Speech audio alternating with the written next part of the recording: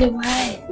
Ye murumire kusoko asubuhi mpaka saa hii. Ana ya gaide ande ajabuke mama. Nani? Haija kumuchere ni nyama. Mchere na nyama mchere. Habari mama. Kuna mazuri nimekuletea mama. Mazuri gani? Nimeuza avocado lakini kuna kijana waone nimempata. Umeuza avocado na hii yenye naona kwa kichwa. Sasa hii mama ni kidogo kwa sababu. Kidogo gani na hii ndio avocado nilikupea? Acha sasa nikwambie kenye imezubaisha mimi nisimalize avocado. Nimekutana na msiani wao.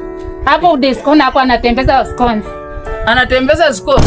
Anasema hiyo ni party time lakini hakuna magari, ni tajiri mama. Ukiona tajiri na anatembeza scones. Anatembeza hiyo na baiskeli tu lakini hiyo ni party time lakini hakuna magari. Kwao ni wapi na ako wapi? Kwao ni Kisiwa.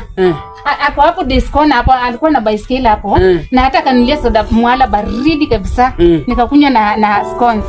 Amesema ati hiyo scones atakuwa na supply kila siku asubuhi, breakfast tutakunywa chai. Hatutakula yeye mabuni tena hapana.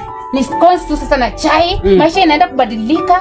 Anasema hata nakuja saa hii tu introduction tufanye umesema tajiri. Tajiri. Fanya usafi na uende ng'ombe mchere. Sasa inge kupika pika unajua watu matajiri wanapenda mchere. Anasema hata kupika hachai fupi hivi nakuja.